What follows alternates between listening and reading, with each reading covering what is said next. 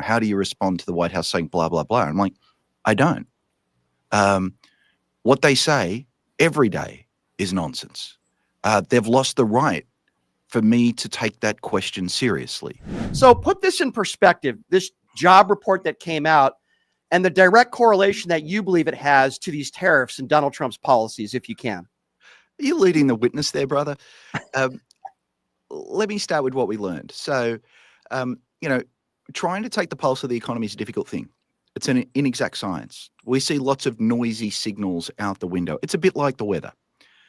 The most important indicator we get is every month we get a report on the number of jobs created, sometimes called non-farm payrolls, or the jobs report. We really like this because it's incredibly timely. It's the first information we have about August, and because it's based on surveys with literally tens of thousands of firms. So it's a very reliable indicator. And what we learned today was the economy only created 22,000 jobs last month.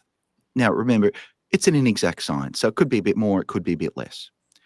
But what you learn from that we can't debate is, one, that rate is very low, worryingly low.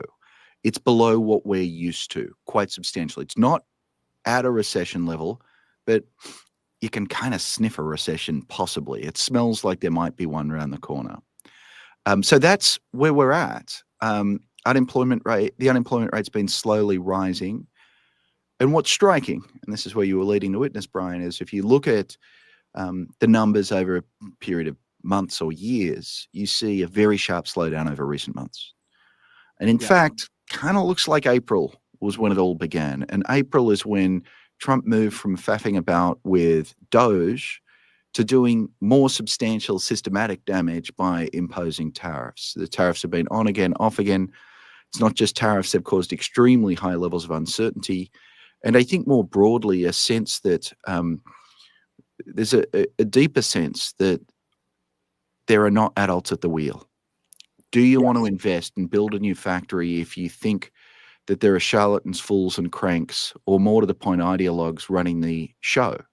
Right.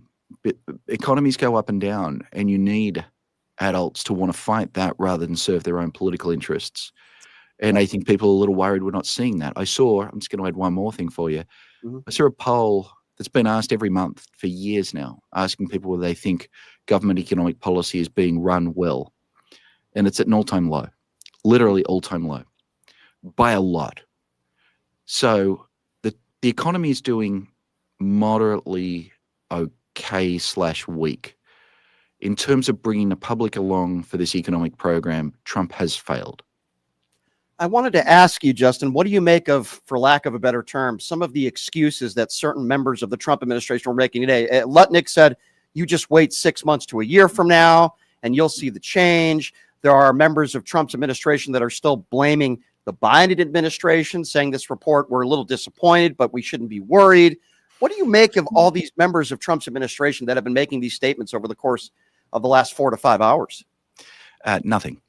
What do I make of the childish exclamations of those with no commitment to truth, those who always blame others but always take credit for themselves?